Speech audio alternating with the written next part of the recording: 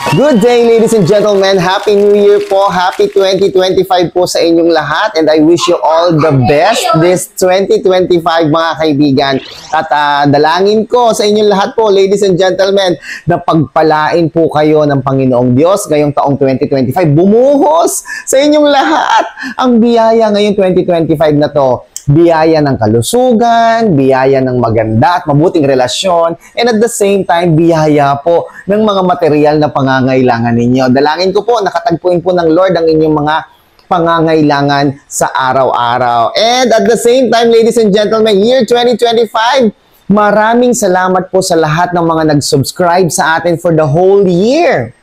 At kung hindi ka pa nakapag-subscribe o nakakapag-subscribe, ladies and gentlemen, please click subscribe button na nandyan po sa ating comment section sa baba. Doon sa statistics kasi natin, mga kaibigan, marami po ang nanonood pero hindi naman nagsusubscribe. Sana po makapag-subscribe po kayo, ha. I-click nyo lang po yung subscribe na. Maraming salamat po, mga kaibigan, para masuportahan po ninyo ang aking advocacy, no, pagdating sa financial wellness. At paki-like na rin po ang video na to kung kayo po ay interesado. Like mo na. Thank you so much. Maraming salamat po. At ngayon, batiin naman po natin ang mga nagko-comment sa ating YouTube channel na DJ Chico. Maraming salamat kay VJ Gawa. Ayan, at VJ Gawa. Good PM, sir. Watching po. Albay Malinaw. Hello, shoutout sa inyo mula sa Albay Malinaw. At grabe, ito naman mula kay Selina Montefalco. Hello, Selina Montefalco. Grabe. Super smooth ng transaction kay sir. Super legit po talaga siya and highly recommended, trustworthy person till next transaction po ulit. Maraming salamat, Selina. Ingat ka, ha. At ito naman mula kay Ana Marie Ligtao 9014. Sabi niya dito, Merry Christmas po, watching all the way from Mindanao. Hello po sa inyo sa mga taga Mindanao. Mula naman kay Mercedita Cruz 9570. Always watching DJ Chico. Maraming salamat po sa inyo. Mula kay Carlo LZTV. Ayan. 3806, just finished a transaction with DJ Chico. Very smooth lang transaction. Thank you so much po. Welcome po. At mula naman kay Lourdes Borbe. Hello po, taga Tarlac City po ako. Hello po sa mga taga Tarlac City. Ang salita dyan sa Tarlac ay Kapampangan. Ay, pangit. Ano ay Kapampangan, maya paabag pong kekongan. O kaya naman ay Ilocano na imbaga bigat kada kayo. Amin. Ito naman mula kay Jason615, paano po magpa-convert ng G-Gives? No, simple-simple lang po, ladies and gentlemen, pagpapa-convert ng inyong G-Gives. Just click the link found in the comment section sa ibaba. Sir, pa-trade po ng G-Gives. Oh, sure, walang problema. Yes, like and subscribe. Walang problema, just click the link found in the comment section sa ibaba. Sir, paano po kaya ma-fully paid ako sa una kong G-loan? Mag-offer ba agad? Bali, dalawa ang loan ko. Yung isa malaki pa. O, yan. Kapag nag-fully paid po kayo sa G-loan, ladies and gentlemen, hindi po agad nakakapag-reloan, no? Hindi sa lahat applicable po yan. May ibang mga customers or client po ang GCash, ang G-loan, na kapag nag-full payment na po, ay nakakapag-reloan kagad. Ngunit, subalit datapwat, hindi po yan applicable sa lahat, no? Kahit pa sabihin mong ikaw ay good payer, kahit pa sabihin mong wala kang delayed payment, nako, pwede pong hindi ka na ma-offeran o kaya naman ma-offeran ka man pero sobrang baba po niyan. Kung nagkataon na na-offeran ka ng sobrang babang offer mula sa G-Loan, ang dapat nyo lang po gawin ay huwag nyo pong tanggapin o i-avail yung offer sa inyo, ladies and gentlemen. Kung sakaling ma-offeran kayo at mababa ang naging offer sa inyo, ladies and gentlemen, all you have to do is not to avail. Huwag po ninyong i-avail yan, ladies and gentlemen. Dahil possible po na tumaas pa ang offer sa inyo ni G-Loan. Oo, totoo yan. Nangyari po yan sa akin. Nag-full payment po ako. Advance full payment. Tapos na naging offer lang sa akin, ladies and gentlemen, ay 1,000 pesos.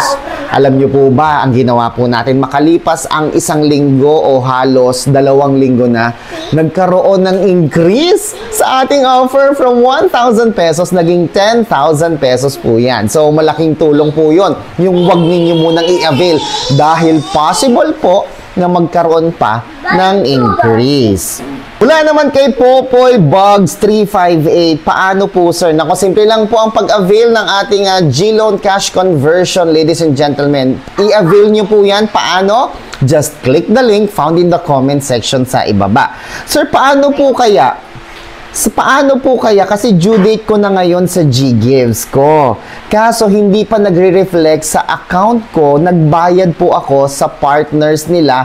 Hanggang ngayon, hindi pa nagre-reflect. Nag-message na ang GGives ko. Ano kaya? Bayaran ko ulit? Ayoko kasi magkaroon ng bad record. Nako, Katrina Reyes, ang dapat mong gawin, paalala din po sa lahat ng mga magbabayad sa mga partner merchants nila. Ang dapat niyo pong gawin, mag-allot po kayo ng 3 to 5 days bago ng inyong due date kung kayo po'y magbabayad. Halimbawa po, ang inyong due date ay 25. 20 pa lang po magbayad na kayo para meron kayong 3 to 5 days, no? 3 to 5 days po kasi ang posting ng payment. Paano kung may holiday pa? Paano kung weekend pa, Sabado, Linggo? Hindi po counted iyon. Kaya ang pinakamagandang gawin, kung magbabayad kayo sa mga partner merchants, sa Bayad Center, sa Pera Hub, o sa iba pa, ang dapat ninyong gawin, maglaan po kayo ng 3 to 5 working days para sure po na ma-post ang inyong payment sa araw ng inyong due date. So, para sa iyo, Katrina Reyes 2330, ang dapat mong gawin, nag-message na sa iyo ang GGives. Hindi pa napopost ang iyong payment. So, tulad ng sinabi mo, ayaw mo magkaroon ng bad record, pwede mo naman ng bayaran ngayon para magkaroon ka na ng advance payment sa susunod na buwan, no? So, yung binayad mo nung nakaraan sa partner merchants, hindi man siya posted sa yung due date, nagkakaroon ka naman na ng advance payment. Mula naman kay Ruby Largo, paano po, sir, sa GLoan? Nako, simple lang po kung kayo po yung mag-a-apply ng GLoan. Just maintain a high G-score. I-click nyo po yung borrow dyan sa inyong GCash app. Tapos, i-open nyo ang GLoan. Makikita ninyo kung kayo po ay meron ng offer mula sa GLoan. At kung wala pa kayong offer mula sa GLoan, all you have to do is to maintain a high G-score. Makakatulong din po ang pagkakaroon ng G-Save. Mag-open po kayo ng G-Save account sa GCash ninyo. Dahil sa pamamagitan po nito, nagkakaroon po ng mataas na G-score, no? Ang pagkakaroon ng G-Save. Mag-G-Invest na din po kayo. I've heard. Nag-open ako last time din. Merong for as low as 50 pesos, 100 pesos, makapag-avail ka na ng G-Save mo. Makakatulong po yan para tumaas ang inyong G-score. And at the same time, ma-offeran po kayo ng mataas na GLoan o GGives. At ngayon, may isa pang katanungang humabol, ladies and gentlemen, mula kay Leia Consimino. Sir, good evening. Hindi man ako naka-GLoan, bakit siningil ako? Totoo talaga, wala ako naka-GLoan. Naku po, ang tawag po dyan, kayo po'y na-hack, no? May gumamit po ng inyong GCash. Usually, mga kaibigan, ang nakakapag-apply lang ng GLoan ay yung mga user mismo. Kung kayo po yung user, kayo po mismo makakapag-apply nito. No? Paano ba nakakapag-apply nito? I-click mo yung avail loan or get started, tapos mag-fill in ka dyan ng mga information, personal information, tapos sa bandang last part po niyan, magkakaroon ng OTP o one-time password na isi-send din mismo sa iyong GCash registered SIM number. Tapos yun yung ilalagay mo sa iyong GLoan application. So, possible din na, Leia, no, na merong kasama mo sa bahay o gumamit ng iyong GLoan, kaanak mo, asawa mo, kapatid mo, hindi natin masabi na may gumamit pong iba na GLoan mo. Siguro hindi ka aware na, kasi pwede yun So, halimbawa, yung asawa ko, meron siyang Shopee Pay Later, no? Hindi niya ginagamit yon. Dahil mag-asawa kami, pwede kong i-open yon, pwede kong pakialaman yon, di ba? alam ko yung mga password, alam ko yung OTP, pwede ko magamit yung kanyang Shopee Pay Later. So, possible din po na sa GLoan mo, meron kang kaanak na gumamit dyan sa iyo. No? Ang tawag po dyan ng GCash ay authorized transaction. Lahat po ng transaction na merong OTP, authorized transaction po yan. Ano po? Kasi, yung OTP po, mga kaibigan, yan po yung nagsisilbing pinaka-signature po ninyo. Maliban na lamang po kung meron pa kayong face identification.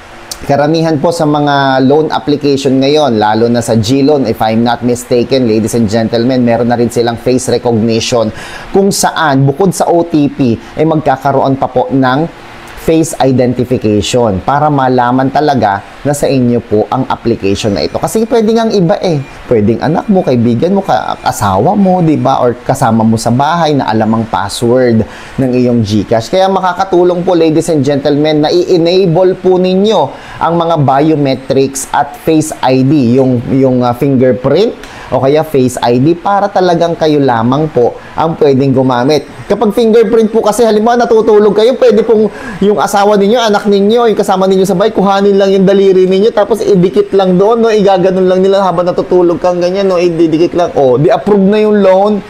Ang tawag po doon ay authorized transaction. At pwede mong gawin, mag-report ka sa GLoan, kaya lang, hindi natin masabi, mag-guarantee kung papakinggan o papanigan pa kayo ng GLoan. Kasi para kay GLoan, yan po ay isang authorized transaction. Yan po ay i-report lang nila, imbestigahan nila kung nagkaroon ba talaga ng fraud sa application ng GLoan. So, kung hindi talaga ikaw yung nag-loan yan, pwedeng hindi mo bayaran, kaya lang talagang kukulitin ka at kukulitin ng GLoan, no? Ang pwede mo nang gawin siguro kung siyempre, ayaw mo namang hindi magbayad o ayaw mo namang masira ang iyong pangalan kasi bad record na yan Magiging obligasyon mo talaga yan, kapatid. Mauobliga kang bayaran ang GLoan na yan na kahit hindi ikaw ang nag-loan. So, ang tawag dyan, lesson learned, tuition fee, ladies and gentlemen. So, that's it for today, ladies and gentlemen. Kung nagustuhan mo ang video na to, na-inspire ka, nakatulong ito sa iyo, please click subscribe and hit the notification button at paki-like nyo na rin po ang video na to, okay? At just comment down below kung meron po kayong katanungan and pipilitin at sisikapin po natin sagutin yan. Once again, ladies and gentlemen, ako po si Chico. Enjoy the rest of the day and God bless po.